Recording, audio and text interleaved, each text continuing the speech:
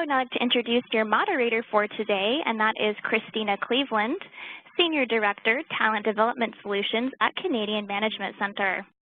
She has experience leading global project teams through complex leadership development implementations and partners with CMC clients to consult through the analysis and development of their leadership strategies.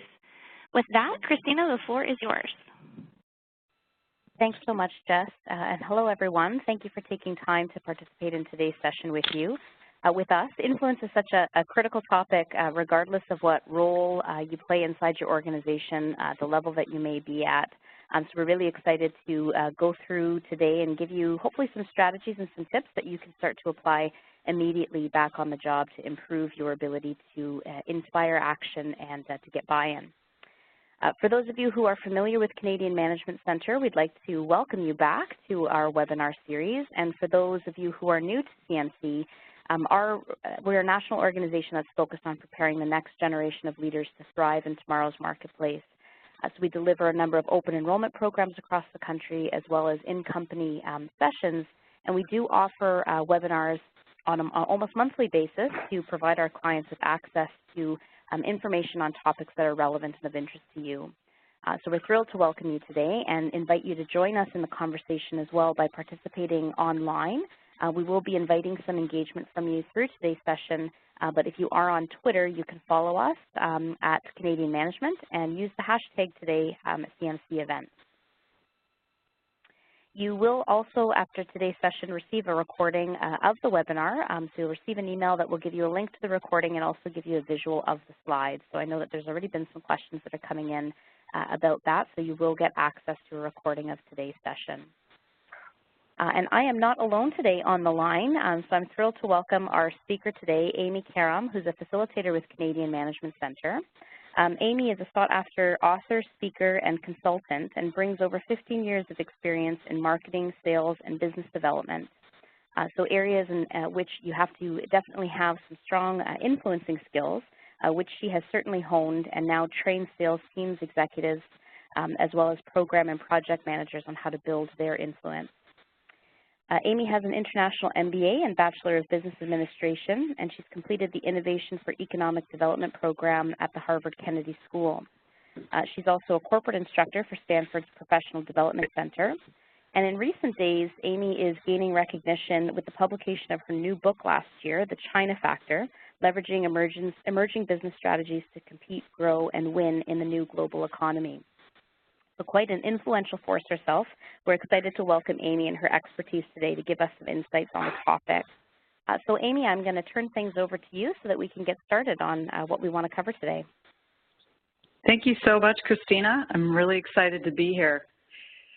So I'm going to start off by giving you an example. I'm going to use one program that I ran at a high-tech multinational to give you a flavor for how one can use influencing skills in order to achieve a huge mandate with virtually no resources. So I worked at a high-tech multinational for a number of years, and I was tapped to lead a global competitive and sales support program that was with the mandate of helping the company protect and grow its revenues. But this was relative to a particular competitive dynamic that was arising throughout the company. So as many of you likely have experienced, running or being part of global programs or dealing with regional counterparts overseas has additional challenges to the regular influencing day-to-day experiences that you have locally. So we're going to talk a little bit about what it means to influence with distributed teams as well as within your local teams. So some of the challenges associated with going global include some of the following. Now, as I'm listing them off, you're probably going to think, why is she telling me all this? But these are all relevant components based on some of the foundational elements that we're going to talk about today, and I'm going to tie it back into how I address these and influenced others to help me address some of these challenges. So in going global, you need to learn about new markets, which have their own distinct cultures, norms, and ways of doing things. You have new types of customers or internal counterparts who may have different kinds of expectations or demands. For example, they may place a higher value on relationships than you are accustomed to in your own domestic market. And some of this takes time and nurturing. And on top of all of these new kinds of global challenges, the usual challenges of program management don't go away. You still have a pretty big mandate and high expectations from upper management. And the matrix organization is alive and well.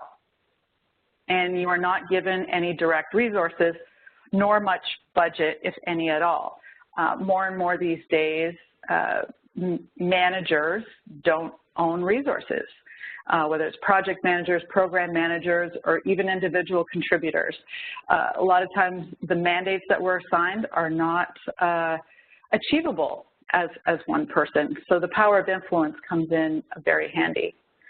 So the challenges in going global require you to be very innovative and influential in your approach, not only to program management, but people management. How do you interact with others? All right, so because back to this program that I'm telling you about, so because it was such a high-profile initiative, right, the CEO had put a stamp on it, he was talking about it at the quarterly meetings, and because dealing with this emerging competitor was such an unknown and new territory for the company, there was interest in my mandate from across the organization. So many different functions and regions were affected, and as a result, that put a lot more pressure or demands, as well as opportunities, on me and the mandate of this initiative. So also part of this was that emerging markets had become a high focus priority for the company. And at the same time, we were also being challenged by emerging competitors. And so my rock star status was ignited. There was a big unknown. It was a big question mark, and I was supposed to solve this. So as a global escalation point for exceptionally difficult deals that could not be dealt with locally, my role was essentially twofold.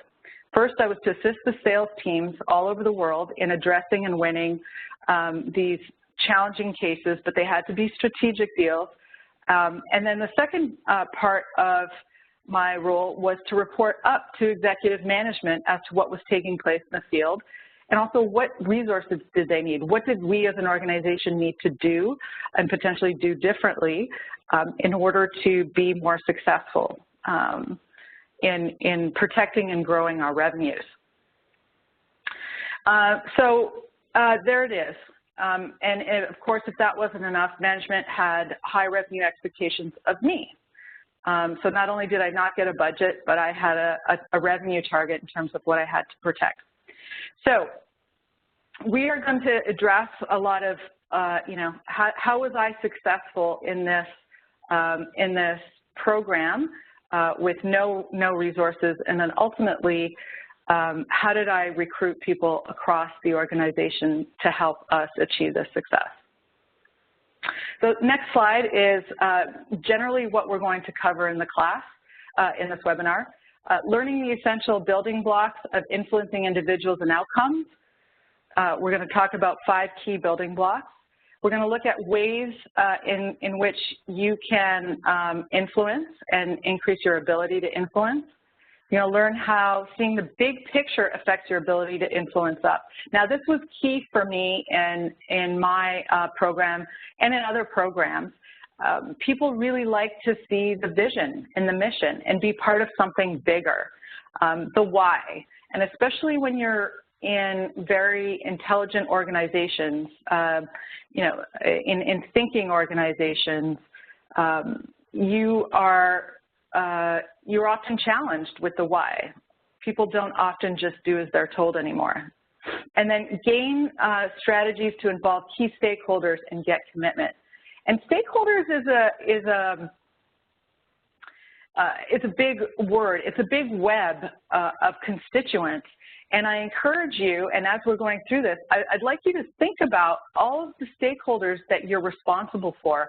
And I've often tiered them, you know, on paper and in my mind in terms of priority. There's the tier 1, tier 2, tier 3, and the tiers can also be based on frequency of interaction. You really need to think about who do you need to address, when might you need to address them, why you need to address them, and the repercussions of not addressing them and their needs, and influencing them accordingly. And we're going to talk about a bit more about this in the communication section on how to be proactive instead of being caught off guard and reactive or in damage control mode. Next slide, please. Great. So defining influence. The definition here is as follows: the capacity or power of persons or things to be a compelling force or produce effects on the actions, behavior, opinions, etc. of others. Now, this is a pretty broad and encompassing definition, but what I really hone in on is the compelling force part. You as a key influencer really have to consider yourself as being that compelling force. And I want you to think about the word force in a positive context, not in what is often perceived to be a negative context. You know, sometimes we think about so-and-so is so forceful, was so forceful in that meeting. But no, the key here is the word compelling force. If you can encourage and compel people to action because they want to, as opposed to because of them being forced to, that is the true success element. And then looking at their behavior, opinions, so this takes time. And one key theme that you'll see throughout this webinar is a lot of these suggestions take time, but these are really the key winning elements in being a really true successful influencer. Next slide, please. All right, so let's take a poll. I'd like to hear from you. Who are you struggling to influence, and what barrier does this create for you? Thanks, Amy. Take a minute or two. Yeah, we are going to open up the poll on the right-hand side of your screen, so the options are available to you. So there's two questions there. The first one to give us some input on who you're struggling to influence, and the second one being what barrier does this create for you. If you want to offer any context for your rating, you can feel free to do so in the chat panel. Just select the option to reply to all panelists, and that way both Amy and I will be able to see your contributions. So Amy, I think you know, the example that you've provided is going to probably is really relatable for a lot of people who are listening in terms of the fact that there's a lot of different individuals that you've got to influence. We did have a question coming in from somebody asking about whether or not if you're working in a global team, are influencing skills even more so amplified when you're working globally as related to just a domestic market. So maybe while we absolutely. Did you want me to start answering some of these? Yeah, while we wait for the poll response. Shall I answer that? Yeah.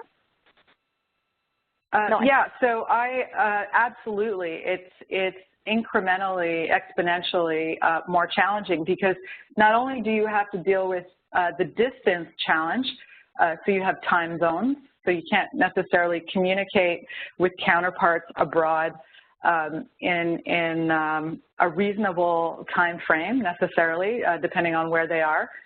There's also the cultural dimension. Culturally, you need to really understand where they're coming from. And culture I often look at as two-pronged. There's geographic culture, right, a culture coming from a different country, as well as corporate culture. And a lot of times with corporate culture, even if you are part of the same company with you know, the same umbrella of a culture, there are oftentimes subcultures to deal with. And it's very important to be aware of these dimensions, and if you're not aware of them, to learn about them and figure out what is really going on.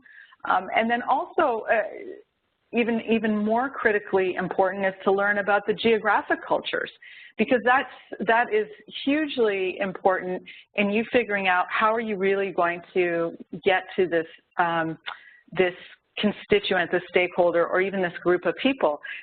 They communicate differently. They have different norms, values. So, for example, Canadians or Americans might be a lot more forward and a little more honest than, say, some Eastern cultures, where saving face and being more polite is more important than getting your point across. And we can go on and on, but yeah, thank you for that question.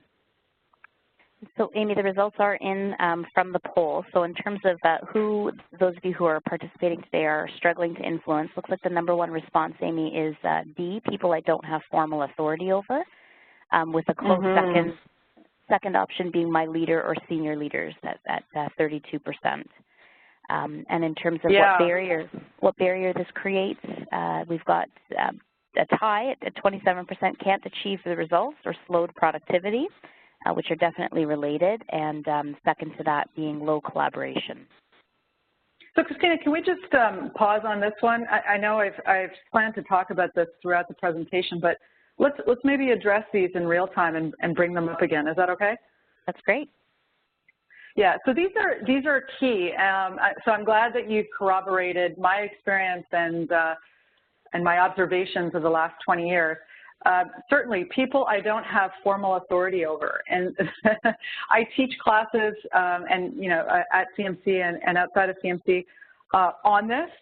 Right, it's springing up everywhere. Everybody's like, how do I influence? How do I manage without authority? And this is the new business environment, and that is why courses like these influencing courses are so important, because I call it the IBM model. It used to be the hierarchy. You are a manager, therefore you will own 3 people. It's much easier to influence team members when their paycheck is on the line, or their vacation time, or their livelihood. But yes, that's gone away, and so we really have to be more compelling in terms of how do we influence them based on what they truly desire, putting aside the basics of pay and promotion. How do you tap into their true interests, or their outside interests and their emotions? Yeah, it's huge. And that's why it's really important for you as an individual contributor or a manager that needs to influence others to really incorporate that time, that thinking time, that strategizing time, and that communication time with those individuals in order to really have that impact. And your leader and senior leaders, huge. I'm going to talk about an example shortly about how to do that. But I think the one thing that we often fall down on, the key element where people walk away feeling baffled is we as maybe middle management, individual contributors, or even some upper management, we are so into what we're trying to pitch, or what our project is, or what our passion is, that we overload others, especially executive management, with details. And here's the secret. Nobody really cares. I'm sorry to burst your bubble, but oftentimes people don't necessarily care in the same way that you do about what you're trying to achieve. So the really important part is to figure out, what do they care about? How do you make them care about what you care about, by relating it to something they can associate with and helping them achieve what their ultimate goal is. So I often would do research in terms of, okay, where was this leader or senior leader or executive going? Are they vying for the next promotion? Is my project or program going to give them the visibility to enable them to get that promotion or that acknowledgement from their executive management, or make that connection, et cetera? So that's really the key, is always to refine your messaging based on them, not based on what you think is important. Yeah, let's move on. Sorry, Christine, feel free to just move me along if I get too into some of these discussions, but clearly I'm very passionate about this topic. All right, so why influence matters. So we talked a little bit about what, you know, some of your barriers and some of your challenges. And as I started to talk about, we need to achieve results with and through others. A lot of times we like to say, oh, I'll just do it myself, or oh, I can't stand working with so-and-so, and I'll just have to put in some more hours and do it myself. But you can't. You can no longer do that. And a lot of times you need the expertise of others, and you need the experience base of others. Maybe they've been doing this longer than you have. Maybe they've been around the track, and they can share with you some of their experiences and give you shortcuts.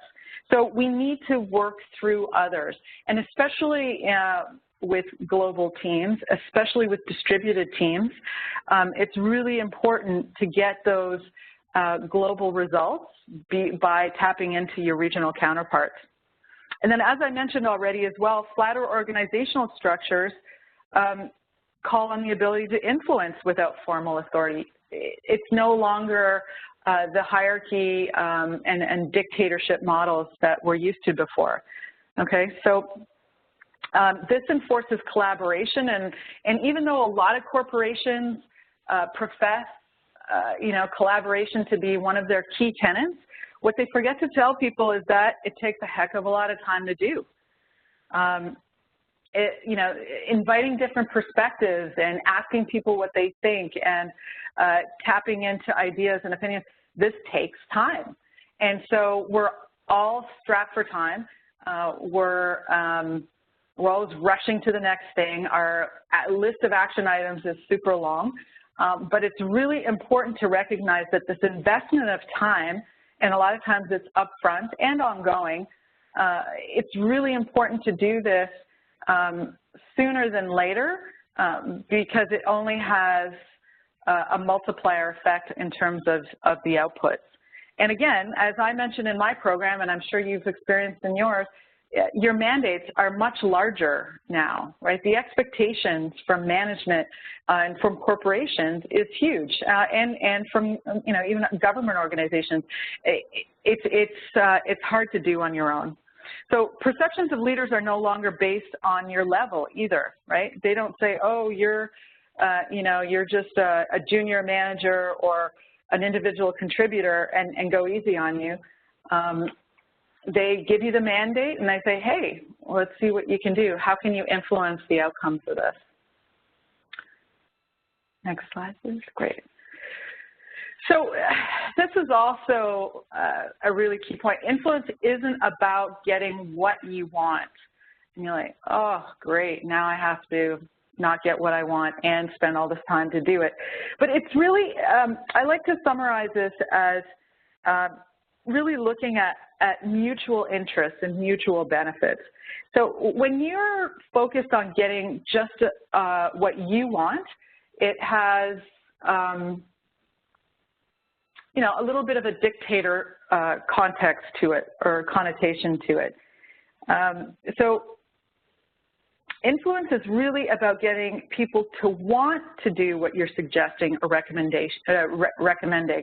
And when you get them to want to play, they will oftentimes deliver even more than what you ask or what you're expecting.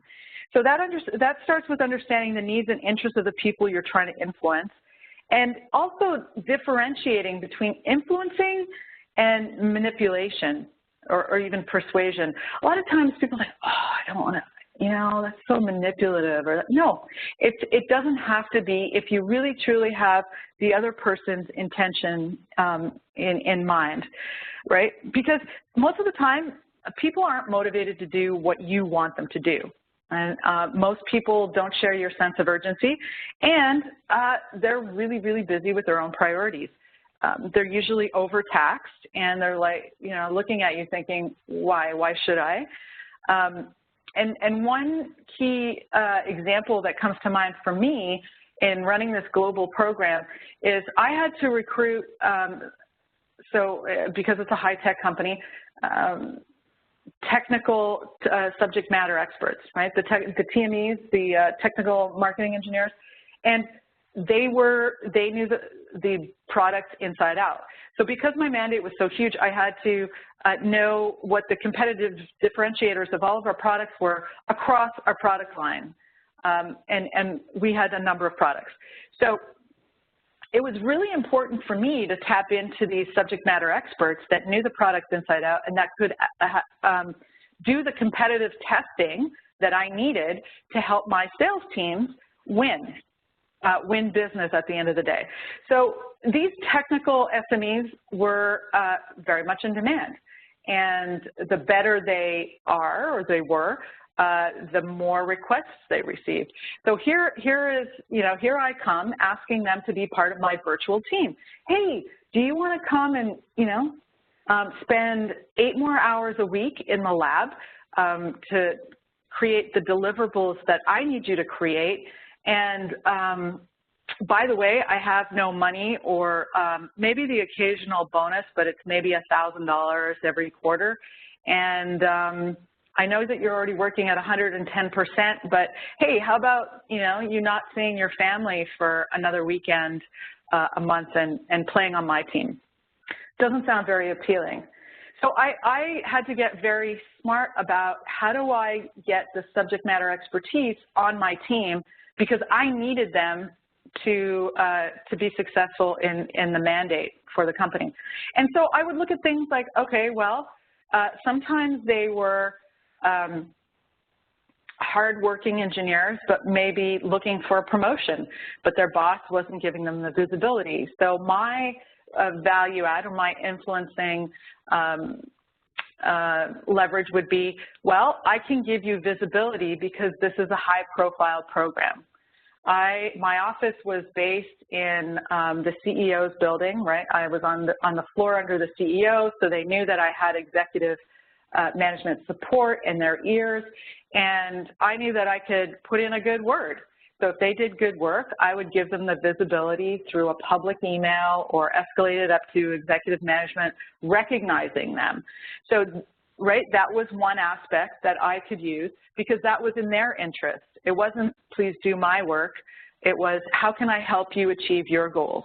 And then sometimes it was things as simple as, hey, how about, if you play on my team, how about a really fun trip to Dubai? Last quarter, we did sales training out there, and the competitive testers got to come with us. And by the way, these camel rides are really fun, and as well as the sand duning and all that jazz. And quite frankly, I mean, for me, it wasn't that exciting. It was okay, but a lot of times it's a motivator. If they don't have exotic travel in their current job, that might be of their interest, and that might help influence. So it's looking out, like, in terms of the extras. It's not always just about the job. It's not always just about, doing the right thing. It's what's in it for them. And so to break down some of these walls, you need to create powerful connections with people, and only then can you really find out what's really going to push their buttons, right? It's really being friendly at the end of the day and getting them to trust you. All right, thank you. So it's not about me, it's about we. So Dr. Mark Goulston is a friend of CMC, and there's a concept that he introduces in his book, Real Influence. And this concept of disconnected and connected influence differentiates between what people typically do and what they should be doing. All right, so disconnected influence on the left is an outdated strategy, and it's one that is short-sighted. It's more focused on being right, and is one that could create momentary buy-in, but often at the expense of trust and relationships. Excuse me. So I often call this the bully approach. And sometimes bullying is not because you're mean, it's because you don't have time. And it's worked in the past. And while it might get things done in the short term, you may alienate individuals or team members. And guess what? It's a small world out there, and you're probably going to need them sooner than later. and this doesn't really bode well for your long-term strategy, right? So using techniques and tactics, for example, that generate conditional compliance. Well, you better, do this testing for me by Saturday, or else I'm going to tell your manager, and I know that the annual evaluations for promotions is coming up, and you definitely don't want that to be on your target. Well, that might be effective, but you're not building that relationship. You're not building that gain in where they're going to want to play on your team because they want to. And the first out that they have, they're probably not going to want to stay on the team very long, right? So it's the antithesis of that, the connected influence option is striving to gain sustained commitment. How do you keep them engaged? How do you work with them? How do you not pressure them based on your timeline and try to figure out what timeline works for them? And hey, maybe that's actually really doable. Maybe it's not just about your action item list. And then the other one that I wanted to highlight is viewing your current actions as a springboard for the future. A lot of times, especially today, people really want to be connected to a higher vision or mission or a bigger cause, impact in the community, impact on the world. Working for Tesla, for example, it's not just because it's cool, it's really calling upon a lot of the values of individuals today. So it's really important for you to remind people of the added benefits. It's not just the exotic trips abroad that they benefit from being part of your team, but it could be, hey, you know what? By doing some really great competitive testing, I'm going to help beat this competitor because I care about my company. All right, understanding who you're influencing. So this is another model, and you may recognize it. So this reference to ethos, pathos, and logos dates back to Aristotle and is identified as ingredients for persuasion or to appeal to others. And in fact, this is the model that they use in helping people formulate their TED Talks. So ethos is an appeal to ethics, right, to one's credibility, authority, experience, alignment of values. So for example, many organizations in an industry use this with great success because this is where people have moved towards in terms of what they really care about. So pathos is an appeal to emotion, to relating to someone's experience, desires, and interests. For example, if we don't adopt this approach, we will fall behind our competitors. And that's big picture, right? And that calls upon pride and loyalty, right? Affinity to the organization. And then logos is an appeal to rational thinking, and it focuses on presenting facts or evidence or proof.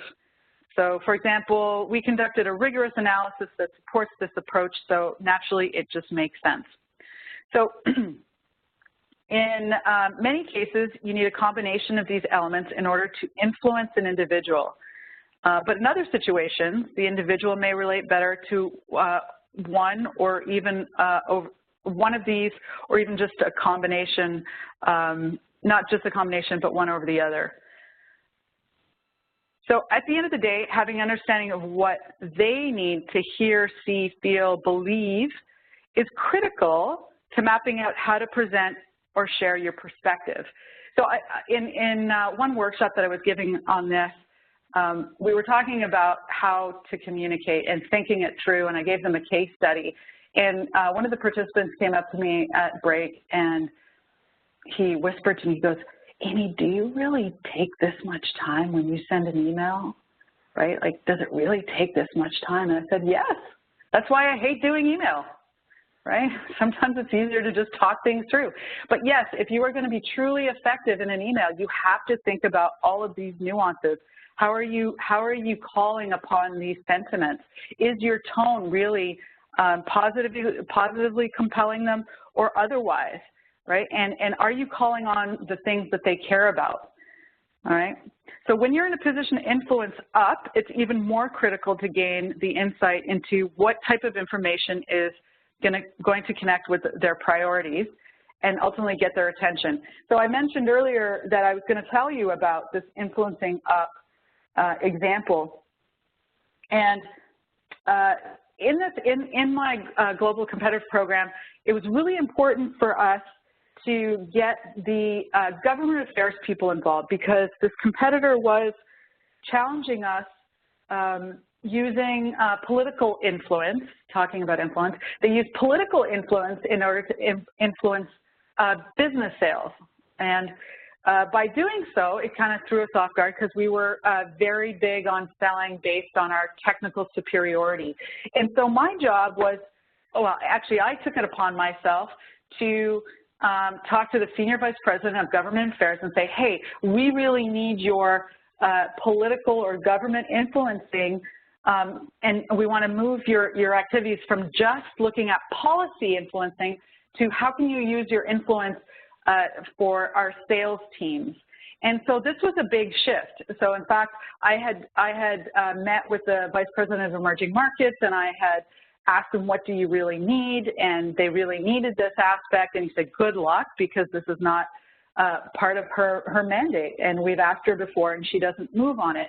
And so of course, I took this on as a welcome challenge, and I was determined to get her to help us out, because at the end of the day, I wanted to help our sales teams globally win. And so the way I got her to change her philosophy towards what she was doing and help us out, right, helping her join, or encouraging her to join the team, was I looked at it from her perspective. Emerging markets was becoming more and more important for the organization, for the company. The CEO was saying that this program and this support was important for the company. And so I built a business case for her to bridge a connection with the Senior Vice President of Emerging Markets.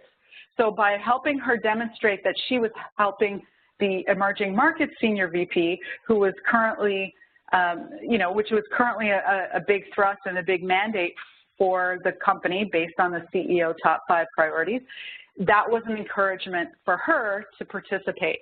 Now, when you do these kind of things and you influence, really a key part is to leave your ego on the side. I took no credit for building that business case, for collecting the data, et cetera. I gave it to her, and it was her thing to present to the SVP of Emerging Markets. So that's just one small example of looking at it from their point of view and helping them be successful. At the end of the day, your success in being influential is going to be based on how successful are you at making other people successful. All right, should we take another poll? Yeah. What is your main challenge in influencing others?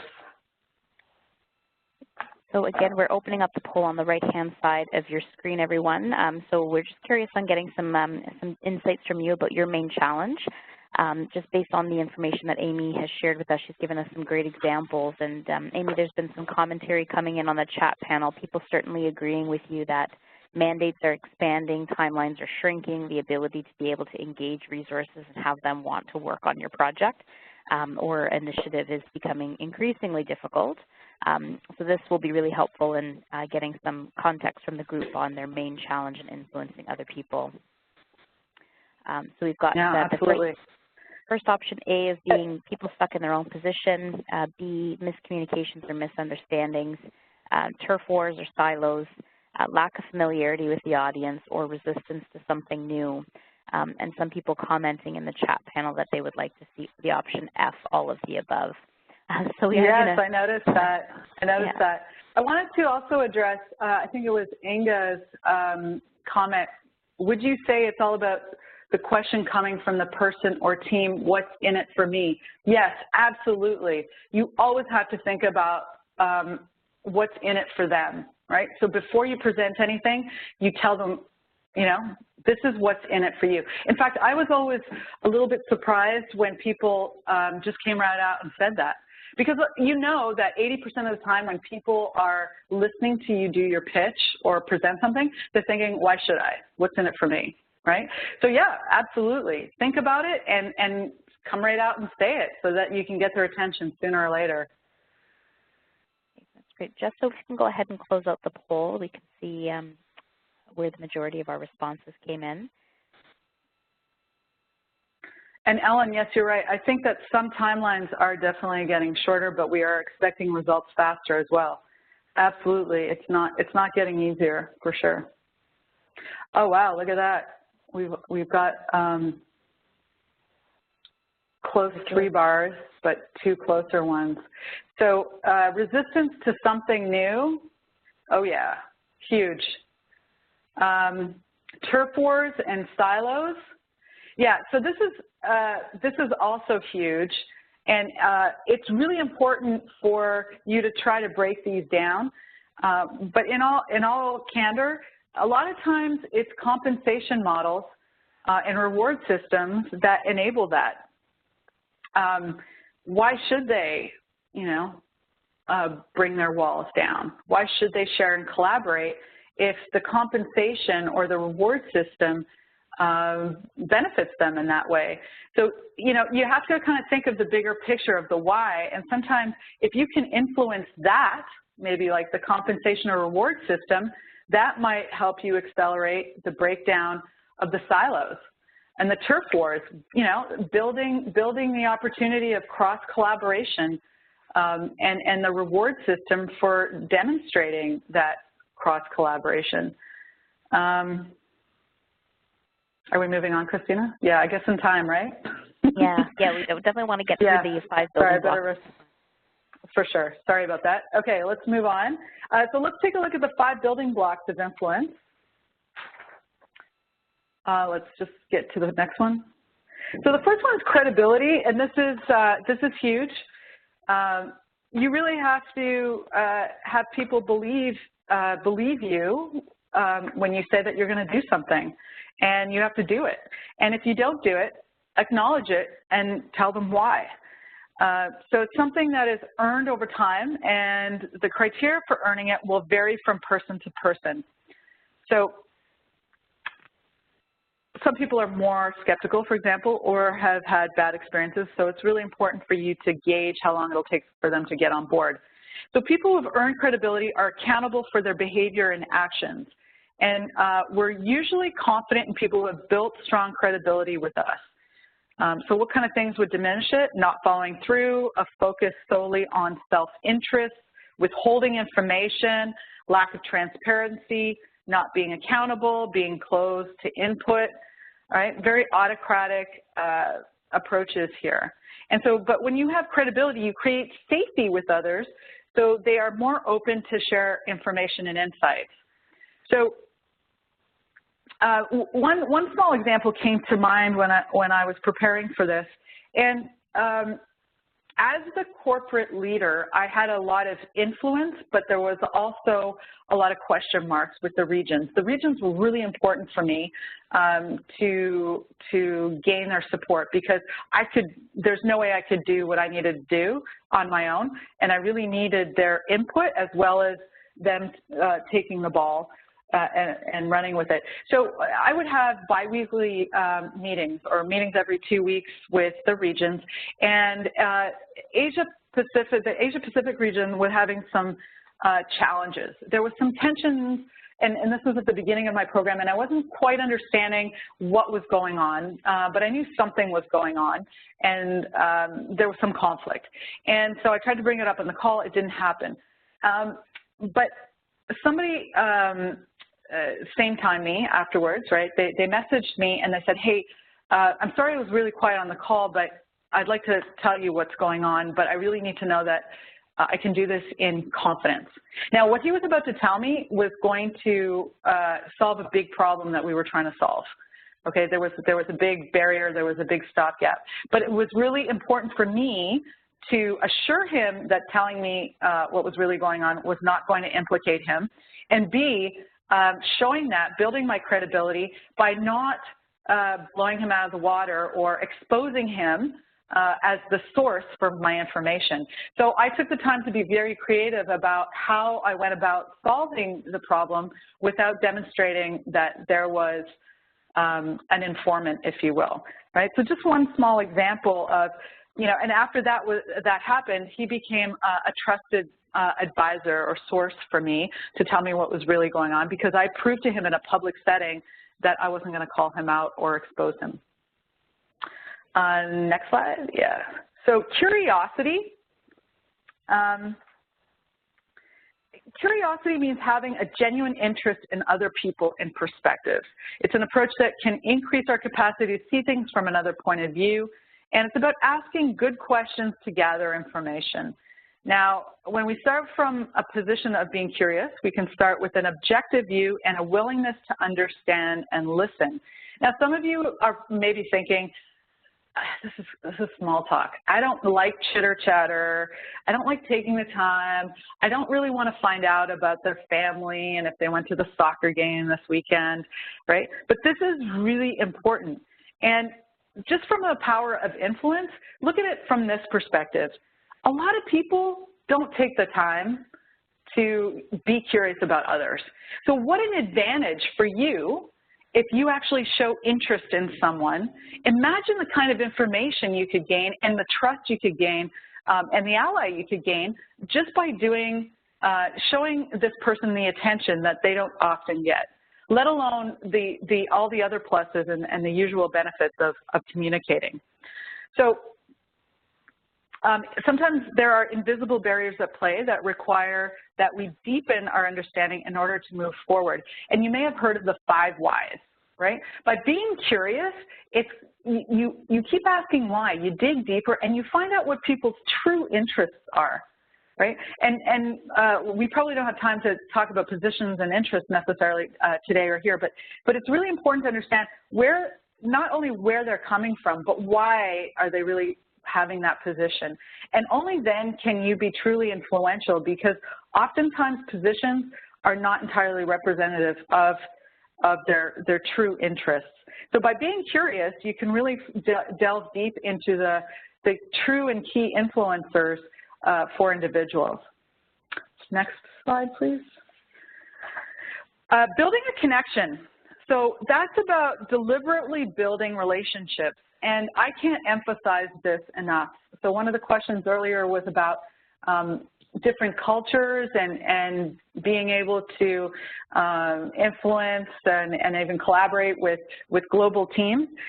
Relationships become more and more important in different cultures and also in very busy, troubled times, right? How many times have you thought, oh, I'll just call John, and John will, in Department X, and he'll tell me what's going on. We had a really, we had a really good connection when we worked together at that last job, and I know I can just pick up the phone and call him, right? So there's definitely a lot of value in this.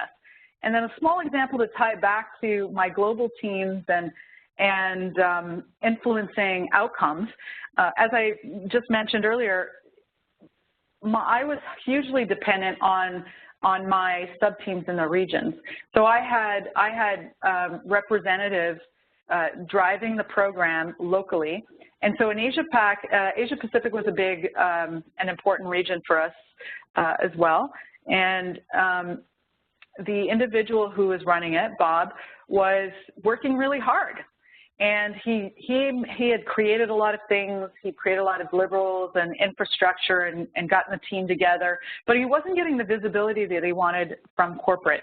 And so I knew that was the value that I could add. And he also wanted to know what was going on in corporate. A lot of times when we're at corporate, we underestimate the power of being there and the knowledge that we gain and the ambiguity that some of the regions have to deal with. So I made it a point to regularly communicate with Bob, and I also would call him spontaneously on my long commutes. Just, if the time zones worked out, hey, what's going on? Hey, did you know this is going on here in corporate? You might want to know, heads up, just want to, make sure that you're aware and prepared, et cetera. This went such a long way that he would rave about this to other, third parties and mutual friends who get back to me. And then one day he even said, it's really nice that you call, and I really wish your boss would do that more often as well to us.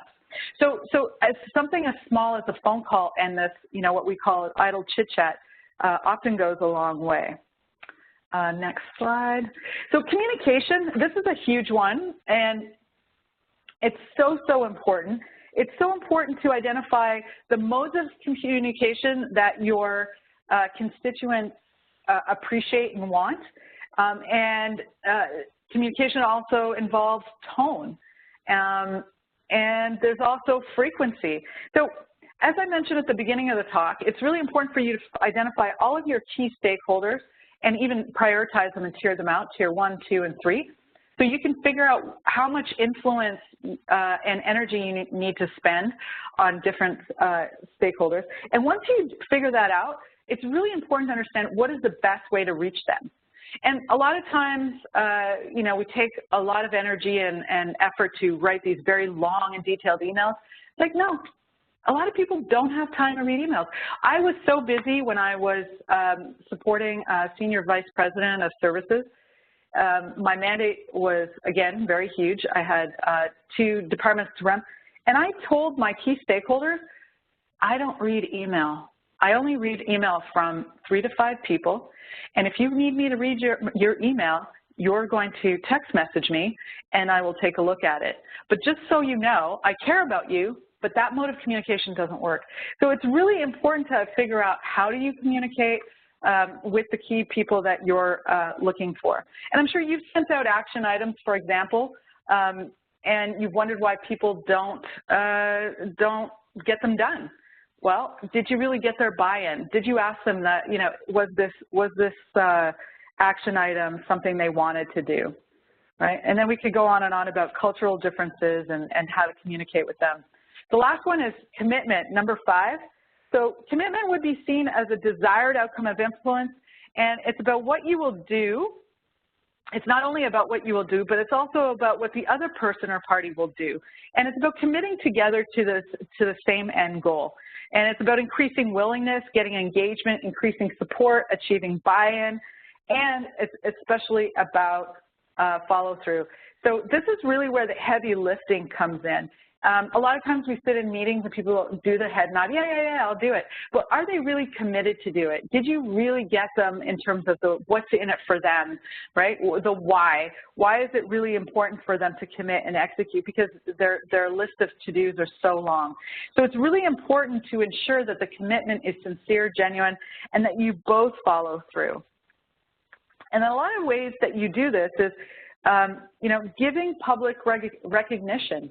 Is this commitment going to be acknowledged in certain ways, right? And as I said earlier, my leverage was, as an independent contributor in this big global program, was limited.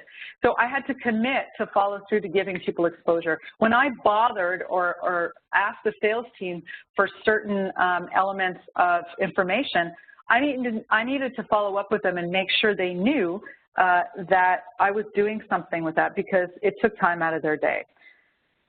So it looks like we are at the Q&A section. I'm sorry that I went so long, but I hope it was valuable. That's all right, Amy. I think there's a lot of insights that you've been sharing. We have received the questions again about whether or not you'll receive a copy of the slide deck, and you will get access to a recording of today's session. Amy, there is one question that's come in connected into curiosity and asking whether or not curiosity is linked to empathy and what your thoughts are on that. Absolutely. Thank you for bringing that up. That's a huge element, and we oftentimes forget to be empathetic. When somebody is not performing, instead of saying, you know, they're just not stepping up, you know, asking, being curious, what's going on? Is something going on at home? Is there a way that we can help? Are you overwhelmed? Oh, I didn't know you had 3 other projects on the go. Mine could be a lower priority than these, right? So absolutely, empathy goes a long way. And when one shows empathy, that is really gold currency, right? Because when somebody cares about you and what's going on and shows compassion, they will not forget that. And that really definitely helps in building long-term relationships and influences your interactions going forward. Absolutely. Great. Well, I am going to take another question, which I'll forward on. But in the interim, while we do that, I'm definitely interested to hear which of the building blocks was most their biggest aha moment or insight for you today. So feel free to let us know in the chat panel. So it was useful for us to take away those insights. And Amy, one other question that's come in here is that, what if the people you're trying to influence are located in a different region or office? So coming back to some of the comments you were making earlier about teams that are distributed, do you have suggestions for building your ability to influence them when distance is a factor? Yeah, so the really easy, quick one is take a trip out there. But a lot of times you don't have the budget. But that face-to-face interaction is huge. And if you can even encourage their management to send them to you, that's even all the more impactful, right? Because people often are curious about other work environments, especially if you're at corporate. So there's that face-to-face. And if you can't do the physical face-to-face, using video chats are huge, and alternating time zones, right? It's not always making it during your day and then having them stay up at 10:30 at night based on their time zone.